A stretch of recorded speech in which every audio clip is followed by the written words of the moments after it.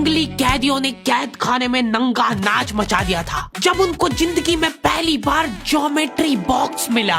इनको समझ नहीं आया कि इसका करना क्या है। उसमें से प्रकार निकाल के बोतल के ढक्कन में छेद कर रहे हैं, फिर उसके अंदर से पानी पी रहे हैं।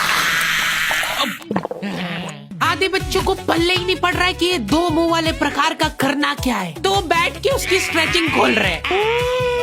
कुछ गांव के लौंडों ने मिलके तो हथियार वगैरह बना लिए थे। ये देख, ये अपने को यहाँ से हुक पकड़ना है, उसके बाद तुम जैसे खींच के इसको छोड़। हाँ, हमारे स्कूल में आसपास के गांव से भी बच्चे आते थे। मेरे को बहुत बढ़िया लगते यार ये बच्चे।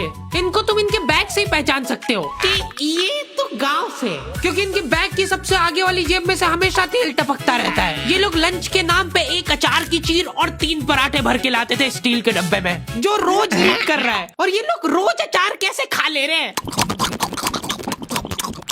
ये लोग स्कूल की बस में ही आते थे, जिसका ड्राइवर था अब्दुल और कंडक्टर रफीक।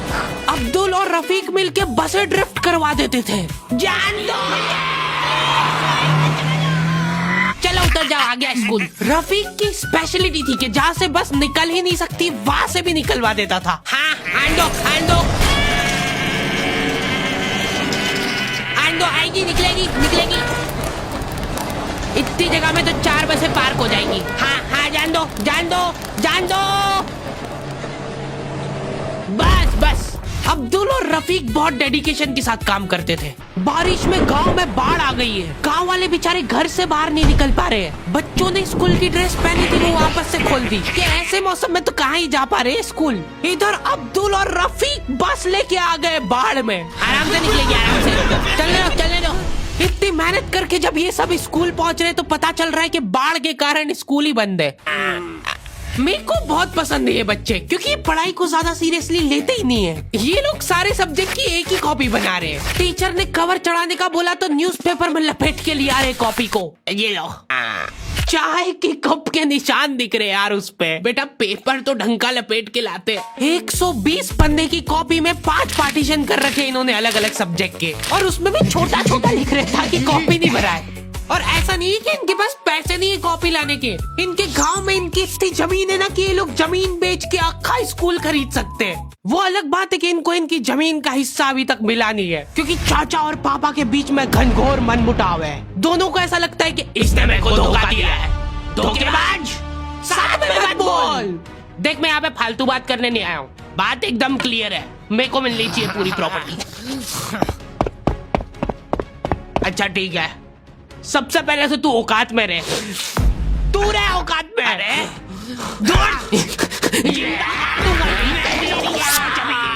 नहीं, दूर, अभी चालू नहीं हुआ है। इनकी बहन दोनों भाइयों का समझौता करने के लिए रेफरी बनी है। एक दूसरे को माँ बहन की गालियां देने के बाद वहीं पे उनको सॉरी बोल दे रहे हैं। सॉरी, क्योंकि दोनों के रिश्ते सेम ही पड़ते हैं।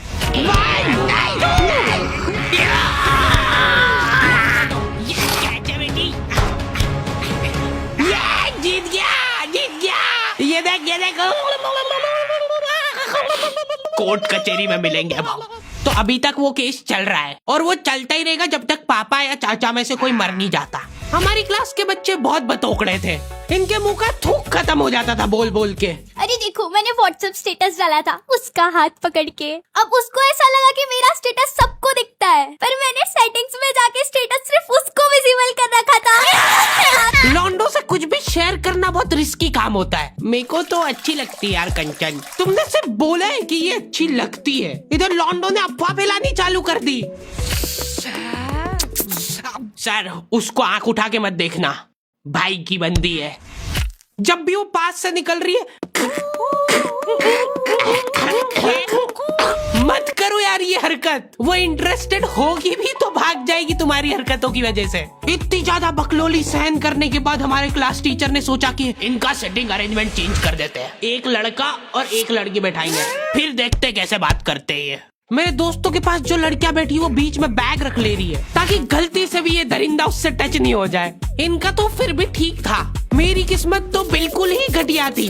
जब तक मेरा नंबर आया लड़कियां ही खत्म हो गई हमारी क्लास की। अच्छा ठीक है, तुम अकेले बैठ जाओ। तो अब सभी बच्चों को फर्स्ट पीरियड तो मजबूरन ऐसे ही बैठना पड़ता था, लेकिन जैसे ही सेकंड पीरियड लगता था इस टीचर की क्लास के बाहर जाने में और अगले टीचर की क्लास में आने में 30 सेकंड मिलते थे हमको। उस 30 सेकंड में सब लोग अपने अपने झोले उठा के दौड़ रहे इधर उधर। जैसे ही अगला टीचर क्लास में आया, बेटा तुम सब हाफ क्यों रहे हो, तो सेकंड पीरियड में सब अपने दोस्तों के पास पहुंच जाते थे। लेकिन लड़कियों को उतनी भी सब्र नहीं है, उनको फर्स्ट पीरियड में भी बात करना है। व्हाट्सएप स्टेटस जो था वो सिर्फ उसको दिखा।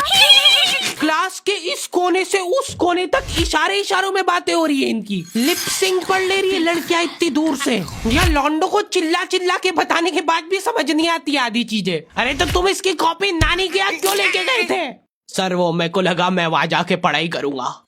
इनसे घर में, स्कूल में, कोचिंग में कई पढ़ाई नहीं हो रही है और 4 दिन के लिए कहीं घूमने जा रहे तो उसमें बैग में कॉपियां भर ले रहे कि अब होगी पढ़ाई। वो भी दूसरे की कॉपी मांग के ले जा रहे हैं। वहां जाके सिर्फ कॉपी निकाल के सामने रख दी सबके, ताकि नानी के घर पे तुम्हारा एकदम रोला जम जाए कि लड़का दुनिया इधर से उधर हो जाए पर पढ़ाई नहीं छोड़ता है। लड़का दूसरे की कॉपी मांग के लाया है अपनी कॉपी कंप्लीट करने के लिए, जबकि स्कूल डेली जा रहा है अपना लड़का, फिर भी कॉपी इनकम्प्लीट रह जा रही है। और बात ये कि वहां जाके भी इनसे कॉपी कंप्लीट हुई नहीं है, उल्टा हुआ निकाल के रख दी थी और भूल के आ गए कॉपी। और तुम्हारी लीव तो 3 दिन के लिए, तुम 5 दिन बाद क्यों आए मुंह उठा के? सर हम लोग तीसरे दिन पे निकल गए थे वहाँ से और हम जैसे ही ऑटो रिक्शा में बैठे नानी जी ने रोना चालू कर दिया। अब जैसे जैसे ऑटो दूर जा रहा था मेरी नानी जी जोर से रोने लग रहे थे।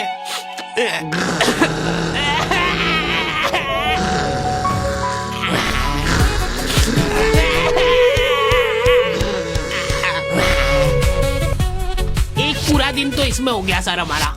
फिर अगले दिन मम्मी ने उतर के नानी जी को समझाया, रो मत मम्मी, ऐसे रो मत, मत रो। उन्होंने रोते रोते समझाया कि मत रो। आधा दिन ये चला, फिर आधे दिन ऑटो वाले ने वापस से मजे लिए।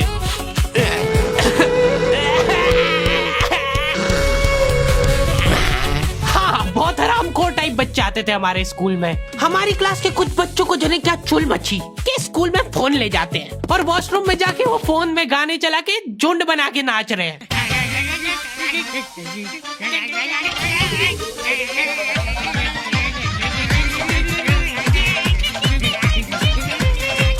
उधर साइड में लाइन डिस्टर्ब हो गई यार उन बच्चों की जो कांच में बाल बनाने के लिए लगी है। वॉशरूम में मूतने से ज्यादा लंबी लाइन बाल जमाने के लिए लगी होती थी। और तुम गौर से देखोगे इनको तो पता चलेगा कि सब लोग सेम ही चीज कर रहे हैं। बाल गीले करके अपनी जेब से कंघा निकाल रहे गोल वाला, उसके अंदर 2 उंगली फंसा रहे और फिर बाल खड़े कर रहे हैं।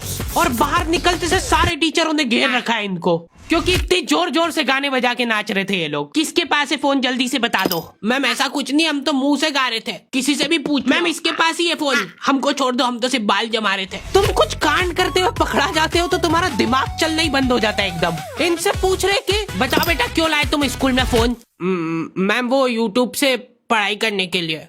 स्कूल में? हाँ, हमारे स्कूल में सबसे बड़ी टॉप की सजा होती थी सस्पेंड करना। और मेरे को पता नहीं क्यों बहुत बढ़िया लगती थी ये सजा। ना तुमको स्कूल वालों को लीव लिख के देना है, ना स्कूल वाले तुमसे पूछेंगे कि तुम कहाँ गए थे। रिटायरमेंट वाली लाइफ जी रहे हो तुम स्कूल में। उसके मम्मी पापा को बुला के वो फोन भी दे दिया और उसको सस्पेंड कर दिया। अब वो बच्चा घर पे बैठ के आराम से फोन चलाता है और अपना जीवन खुशी खुशी बिताता है। उसके घर में सिर्फ 2 ही रिटायर्ड लोग हैं, एक उसके दादाजी और दूसरा वो।